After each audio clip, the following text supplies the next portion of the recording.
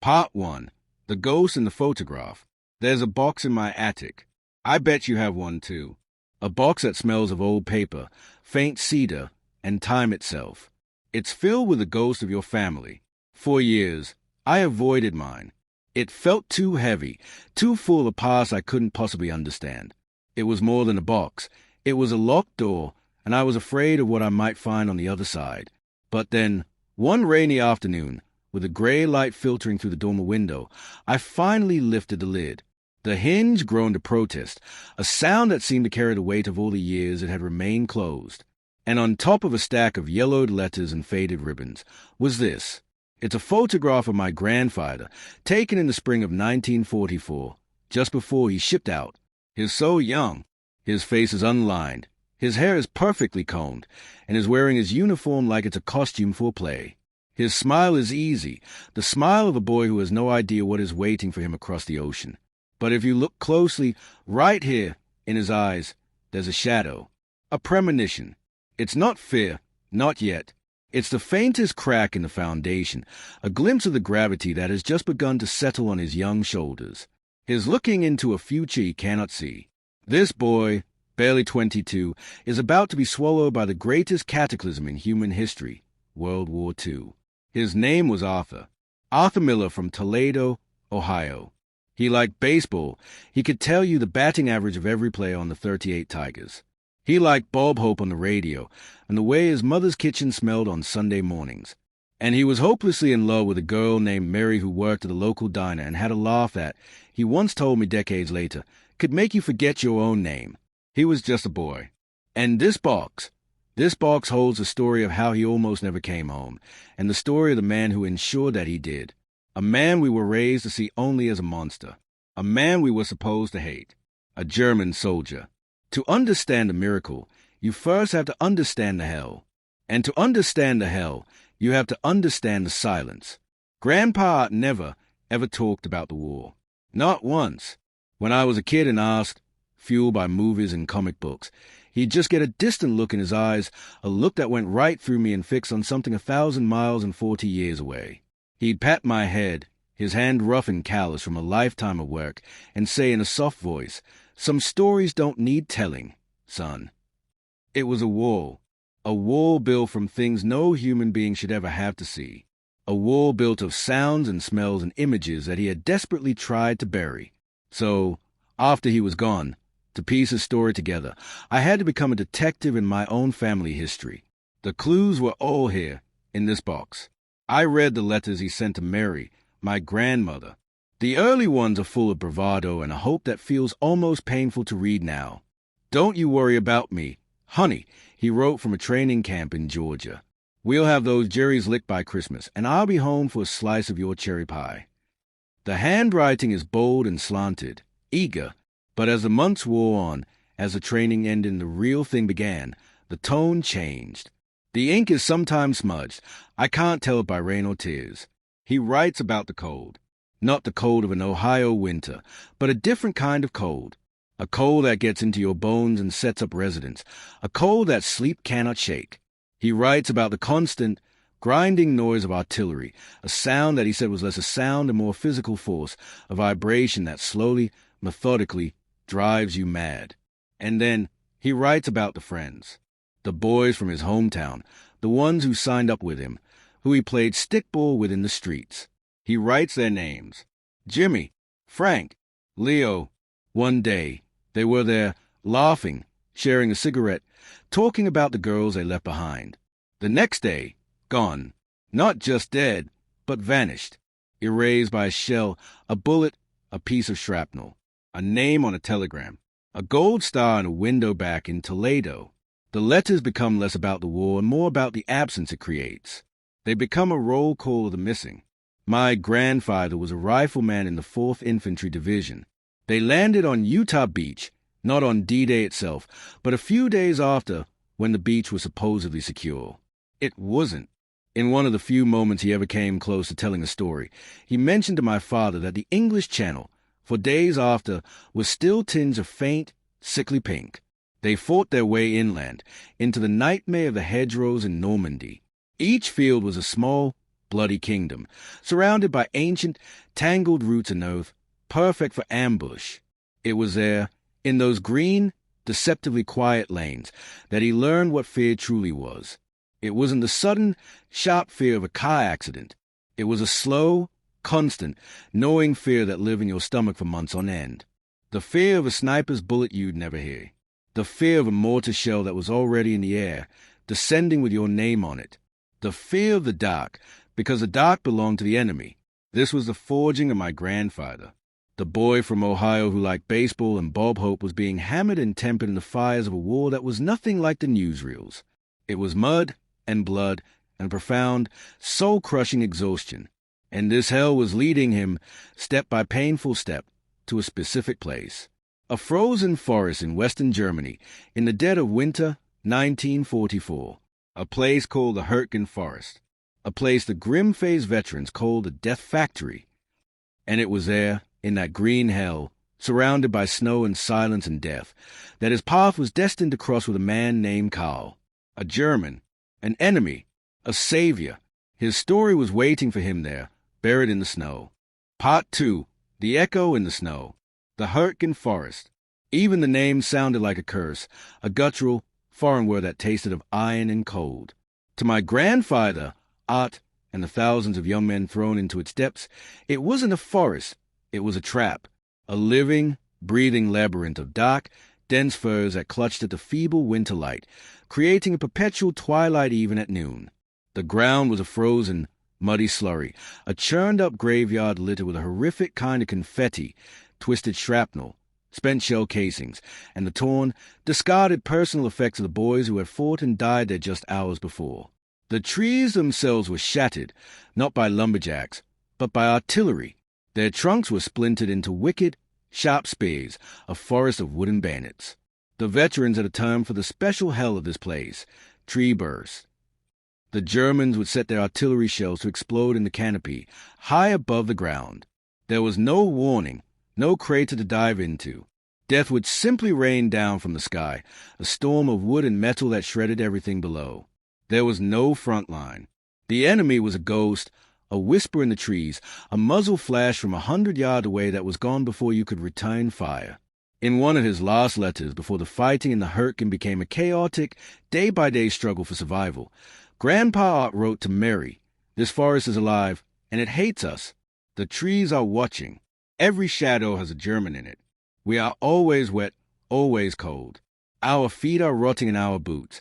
They call it trench foot. The skin turns white and soft, then peels away. We don't sleep, we just pause. And the sound, God, the sound is a living thing.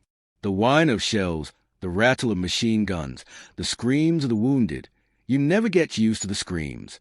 You just learn to build a wall inside your head, brick by brick, to keep them out." This was his reality. This was the crucible. The boy who liked baseball was gone, buried under layers of mud, fear, and exhaustion. The young man who dreamed of Mary's laugh was now a hollow-eyed automaton, whose entire world had shrunk to the few feet of frozen earth in front of his foxhole. His mission was no longer about grand ideals of freedom or defeating tyranny. It had been stripped down to its most primal core. Survive the next minute, then the next hour, then the next dawn. And on the other side of the line, another man was living in the same hell. To understand what happened next, I had to learn to see through his eyes. Karl, he wasn't a faceless Nazi from a propaganda poster. He was a man, like my grandfather. Perhaps he was a teacher from a small village in Bavaria. Perhaps he was a carpenter, his hands better suited for shaping wood than holding a rifle. He, too, was cold. He, too, was terrified, his stomach a tight knot of constant dread.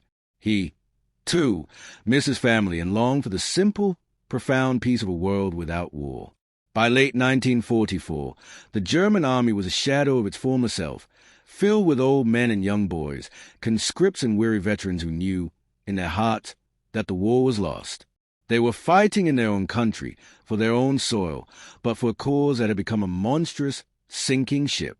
They were driven by a combination of duty, fear of their own fanatical officers, and the desperate hope to simply protect their homeland from the advancing tide. Karl was in that forest, looking out towards the American lines, seeing not liberators, but an invading force.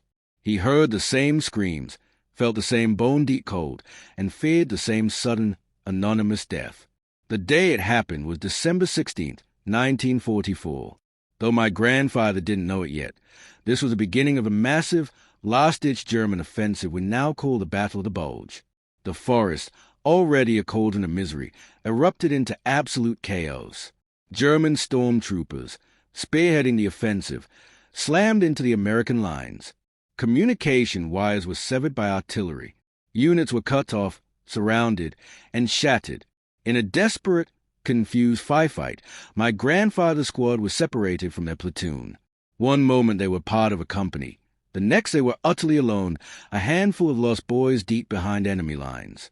The familiar landmarks of the battlefield were gone, obscured by smoke and the frantic movement of the enemy assault. They were disoriented, scared, and running low on ammunition. And then the sky opened up. A blizzard of historic proportions descended, a white fury that blanketed the forest in a deep, deceptive silence. The world vanished behind a wall of driving snow. Visibility dropped to mere feet. The already biting temperature plummeted, turning the air into a knife's edge. In that whiteout, in the total confusion, it happened. A burst of machine gun fire erupted from a hidden position to their flank. It was a terrifying, ripping sound of a German milligram 42, a sound the GIs called Hitler's buzzsaw. There was no time to react. Men fell. My grandfather remembered a searing, hot pain in his leg, as if he'd been struck by a sledgehammer. The world tilted, spun, and went blurry. He collapsed face first into a snowdrift, the cold a shocking contrast of the fire in his thigh. The last thing he remembered was a metallic, coppery taste of his own blood in his mouth, and the sight of the pristine white snow around him turning a brilliant, awful crimson. The falling snow began to gently, quietly bury him. This is where his story should have ended. A statistic, a name on a memorial, a body never recovered. A quiet, cold death in a forgotten forest, thousands of miles from home. But it didn't, because someone was watching. A figure, gray against the gray and white of the storm, had seen him fall. A soldier, his uniform caked in ice, his face pale and grim. He moved cautiously through the trees, his weapon held ready. It was Karl, and he was now standing over my grandfather's still, bleeding body. Part 3. The Space Between Enemies. Consciousness returned to my grandfather in a slow, thick tide, each wave bringing with it a new dimension of pain. The world had shrunk to the few cubic feet of air around his face, the feel of cold wetness seeping through his uniform, and the fire in his leg. The cold was no longer just weather. It was a predatory presence, a great, white weight slowly pressing the life from him. He was buried under a fresh, heavy layer of snow, and with each minute, the urge to simply let go, to surrender to the numb stillness, grew stronger. He tried to move, but his body was a leaden, unresponsive thing. The pain in his leg, a white-hot poker of agony, was the only thing that felt truly alive. He was weak, dizzy from blood loss. He said later that in that moment, a strange, hollow peace settled over him. The fear that had been his constant companion for months had finally burned itself out, leaving only a vast, empty acceptance. He thought of Mary's face, not as he last saw her, but as it looked in the morning light, smiling. He thought of the smell of his mother's kitchen, of fresh-baked bread. He thought of the feel of sun on his back during a lazy Ohio summer. These were the anchors to a life that was now slipping away, becoming a story that would never be finished. He closed his eyes, ready to let the cold take him. And then he heard it. A crunch. Another. Footsteps. Slow, deliberate, moving through the deep snow. His heart, which had been slowing to a lethargic thud, hammered against his ribs with a sudden, violent panic. This was it. The end. A German soldier, coming to finish the job. To take souvenirs from a dead American. All was to take him prisoner, to drag him back to some hellish Stalag. He prayed, then, not for life, but for a quick end. A bullet. Something clean. He held his breath, every muscle tensed, waiting for the final, merciful crack of a rifle. But it didn't come. The footsteps stopped beside him. He could feel a presence looming over him, blocking what little light filtered through the snow-laden branches. He dared to open his eyes, just a slit. Through a blur of ice and pain, he saw a figure standing over him, a German soldier. His face was pale and gaunt, etched with the same exhaustion that Art felt in his own soul. His helmet was dusted with snow. His greatcoat was tattered and caked in frozen mud. He wasn't a monster. He was just a man. A tired, cold, frightened man. And he was looking down at my grandfather with an expression that was not hatred, not triumph, but a kind of weary, profound sadness. Their eyes met. In that instant, the war vanished. The ideologies, the propaganda, the nations, the flags, it all melted away, leaving only two human beings stranded in a frozen hell. There was no language to bridge the gap, no words that could possibly fit the immensity of the moment. There was only the shared understanding of their circumstance, the cold, the fear, the proximity of death. The German soldier, Karl, let out a soft, clouded breath. He didn't raise his rifle. He didn't call out to his comrades. He simply stayed, and in his eyes, my grandfather saw a war being fought that had nothing to do with generals or maps. It was a war of conscience. Then, Karl moved. Slowly, deliberately, he slung his rifle over his shoulder. He knelt in the snow beside my grandfather, the leather of his boots creaking softly. His movements were not those of an enemy, but of a medic, a caretaker. He brushed the snow from ART's face with a rough, wool-clad hand. His touch was not violent, but assessing. He saw the wound, the dark, frozen patch on ART's trousers where the blood had soaked through and then iced over. He made a low, clicking sound with his tongue, a universal sound of grim assessment. He looked around, his head on a swivel, checking the tree line. The battlefield was still, shrouded in the storm's eerie quiet. From a pouch on his belt, he produced a field dressing, not an American one, but a German one, wrapped in waxy paper. With practiced, efficient hands, he cut away the frozen fabric of my grandfather's trousers. The cold air on the wound was a fresh jolt of agony, and Art gasped. Karl looked at him, and for a fleeting second, his eyes held a message. Be still, be quiet. He worked quickly, packing the wound with the dressing, pulling the bandage tight to staunch the sluggish flow of blood. His hands were red with cold, but they were steady. He was saving a life, the life of an enemy. It was an act of treason, of insanity. It was also an act of pure, unadulterated humanity. When he was done, he didn't stop. He reached for his canteen. He unscrewed the cap, and instead of drinking himself, he held it to my grandfather's lips. It wasn't water. It was a harsh, potent schnapps. The liquid burned its way down ART's throat, a fire that spread through his chest, fighting back the lethal cold. He coughed, sputtered, but the warmth was a gift beyond measure. Then Karl did one last thing. He looked my grandfather directly in the eyes again. He pointed a finger at his own chest and said a single guttural word, Karl. He then pointed at my grandfather, a question in his eyes. With tremendous effort, my grandfather whispered a single, choke word, Art. Karl nodded. A name, not American, not enemy. Art. He stood up, his knees cracking in the cold. He looked down at Art one more time, his expression unreadable. Then he turned. He walked away, his footsteps crunching back through the snow, the sound growing fainter and fainter until it was swallowed completely by the whispering wind and the falling snow. He vanished back into the white gloom, a ghost who had chosen to be an angel. My grandfather was alone again, but he was no longer buried. He was bandaged. He was warmer, and he had a name to put to the face that had looked at him not as a target, but as a man. He was alive, and the will to live, once a dying ember, had been fanned back into a fragile, determined flame. The miracle had happened. The rest of his life, my life, everything that followed, now hung in the balance of that single, silent, human connection in the snow. Part 4. The weight of a secret.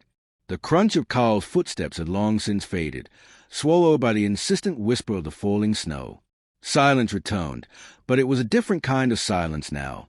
It was no longer the hollow, pre-death quiet of a minute before. This silence was charged.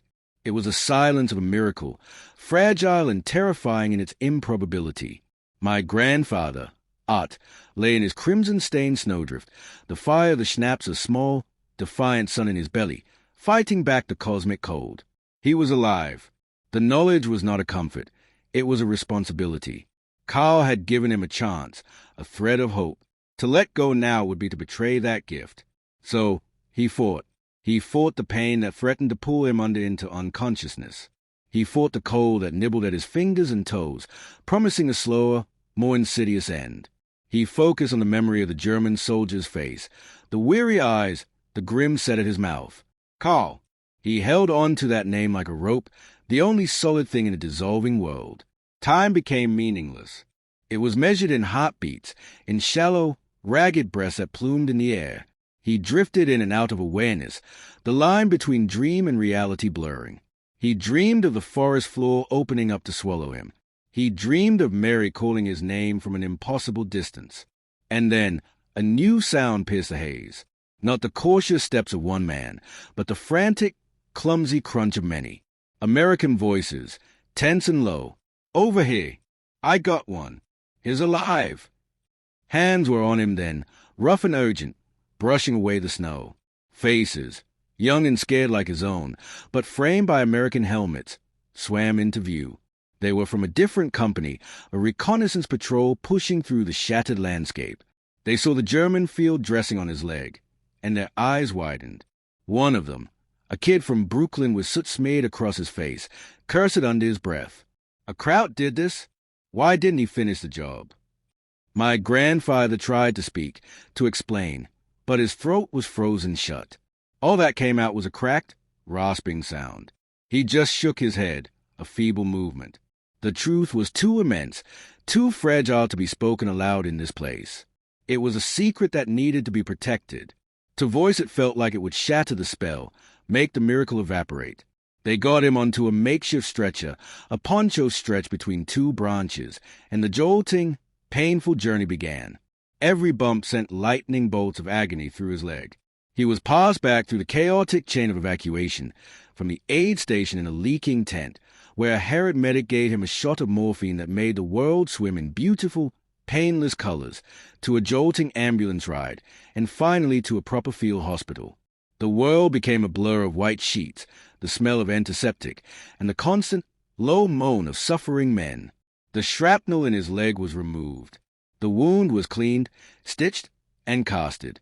The physical healing had begun. But the other wound, the one deep inside, was just starting to fester. When a stern-faced intelligence officer came to his bedside, notepad in hand, and asked him to recount the events of his separation and injury, my grandfather clammed up. He told him about the firefight, the blizzard, getting hit. But when the officer pointedly asked about the German dressing, Art just looked away, out the window at the gray European sky. I don't remember, he mumbled. It was all a blur. I must have done it myself. It was a pathetic lie, and the officer knew it. But my grandfather stuck to it with a stubbornness that surprised even himself. He couldn't give them Karl. To do so would be to turn that moment of profound humanity into a military report, to reduce Karl to a data point, a potential target. He had saved ART's life. The least Art could do was save his memory from being co-opted by the war machine. This secret became a stone in his heart. He carried it with him on the long hospital ship back to the States, watching the shores of America appear through a mist of relief and guilt. He carried it when he finally stepped off the train in Toledo, into the crushing, wonderful embrace of his family, into the arms of a weeping Mary. They saw a hero, a survivor. He saw a man who owed his life to a member of the very army he was sent to destroy. The boy who had gone to war was gone forever. The man who returned was quieter, heavier. He married Mary. He got a job at the factory. He raised a family. He built a good, honest life. But the stone was always there. On the surface, he was a typical American dad. But in the quiet moments, I remember them. Sitting on the porch in his rocking chair, staring out at the twilight for hours, not reading, not listening to the radio, just staring. His hand would sometimes absently rub the thick, ropey scar on his thigh, a gesture so ingrained he probably didn't even know he was doing it. He was back in Ohio, surrounded by peace and prosperity, but a part of him was forever trapped in that snowdrift, forever locked in that silent, world-altering exchange of glances with a man named Karl. He had come home, but he had left a piece of his understanding of the world in that forest. And he had brought back a debt that could never be repaid, a secret that shaped the man he became, a man who knew that the line between enemy and savior was as thin as a thread, and that the most profound truths are often those we are forced to bury in silence. The war was over, but for Arthur Miller, the battle to live with what had happened had just begun. Part 5. The Long Road Home.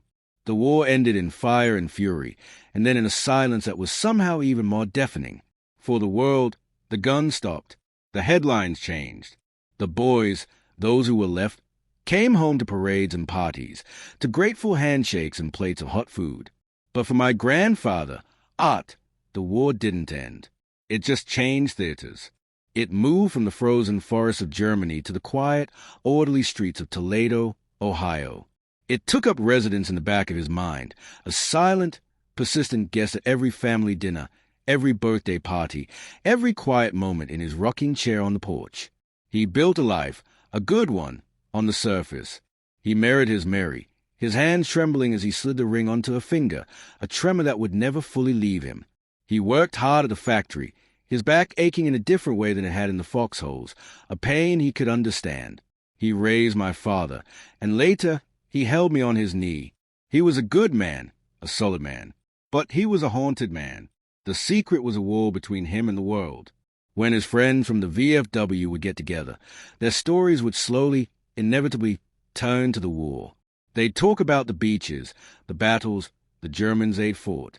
They'd use the language of the time, the harsh, simple words that turned the enemy into faceless monsters.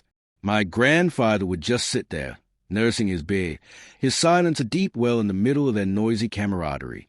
He'd nod along, but his eyes were far away. He was remembering a different German, a man with tired eyes who had knelt in the snow and given him his name. How could he sit there and listen to them talk about Krauts and Jerry's when he owed his very existence to one? The secret isolated him, made his experience feel alien and unspeakable. He never spoke of Karl. Not to my grandmother, not to my father. The story was a lockbox within the larger lockbox of his trauma, but it shaped him in profound, invisible ways. I remember once, when I was a boy, we were watching a war movie on our old television. There was a scene where an American soldier, wounded and helpless, was shown mercy by a German. My father, caught up in the simplistic patriotism of the film, muttered, "Yeah, right," like that ever happened. I saw my grandfather flinch as if he'd been struck. He didn't say a word. He just stood up, his movement stiff and pained, and walked out of the room. I found him later on the porch, staring into the darkness, his shoulders slumped under the weight of a truth he couldn't share. The secret was a poison, but he believed it was a necessary one. To speak it would be to betray Karl's courage, to expose it to the doubt and cynicism of a world that wanted its heroes and villains clearly defined. The years turned into decades. The sharp pain of his wound faded to a constant, dull ache, a weather vane for the coming cold. The memory, however, did not fade. It crystallized. After my grandmother, Mary, passed away, the light in him seemed to dim further. The walls he had built grew thicker. It was in those final years, when I was a young man, that I decided I couldn't let his story die with him. I wasn't a boy asking for exciting war stories anymore. I was an adult wanting to understand the man who had raised me. I approached him not with a question, but with a statement. I brought down the old box from the attic and placed it on the table beside his rocking chair. I pulled out the 1944 photograph. "Grandpa," I said, my voice quiet but steady, "I know you carry a heavy burden. You don't have to carry it alone anymore." He looked at the photograph of his young self, and then at me. His old eyes, clouded with time and memory, welled with tears. It was the first time I had ever seen him cry. The wall, so carefully maintained for half a century, finally crumbled. And he talked. He talked for hours. The words, so long dammed up, came out in a slow, painful river. He told me everything. The fear, the cold, the taste of blood, the sound of the buzz of a machine gun. And then, his voice dropping to a whisper, he told me about the footsteps in the snow, the face, the field dressing, the schnapps, the name. Karl. He said, the name a sacred relic on his lips. His name was Karl. He wasn't just telling me a story. He was passing me the stone he had carried in his heart for 50 years. It was my inheritance, not of trauma, but of a truth. A complicated, beautiful, painful truth about the nature of man in the midst of hell. After he was gone, I made a promise to him. I would not let Karl remain a ghost. I began my search. It was a long shot, a needle in the haystack of history. But I had a name, a location, and a date. Through archives, veteran groups, and a network of German historians, I slowly pieced it together. Karl Weber, from a village in Bavaria. He had survived the war. He had returned home, become a school teacher, and raised a family of his own. He had died just a few years before my grandfather, taking his own version of the story with him. But I found his son, a man named Klaus, living in the same Bavarian village. I wrote him a letter, my hand trembling much as my grandfather's had on his wedding day. I told him the story his father had probably never told him, the story of a snowy forest, a wounded American, and an act of impossible mercy. Weeks later, a reply came. Klaus wrote that his father had rarely spoken of the war, but he had always spoken of it with a deep sadness, never with pride. He said there was one thing his father had told him, a phrase that had never made sense until he received my letter. His father had said, "In the war, I lost my faith in God, but I found it again in the face of an enemy." They had a small box of his father's things. In it, tucked inside his old German army paybook, was a single, tarnished American button, a souvenir he had never been able to throw away. The circle was now complete. The two secrets, held in silence on opposite sides of the ocean for a lifetime, finally connected, creating a single, beautiful story. My grandfather's long road home wasn't a trip from Europe to Ohio. It was a journey he took for the rest of his life, trying to find a way to live with a miracle. He spent decades believing he was carrying a secret of war. But in the end, he was carrying a secret of peace. A small, defiant flame of humanity that refused to be extinguished even in the heart of a death factory. And now, that flame has been passed me, not as a burden, but as a light.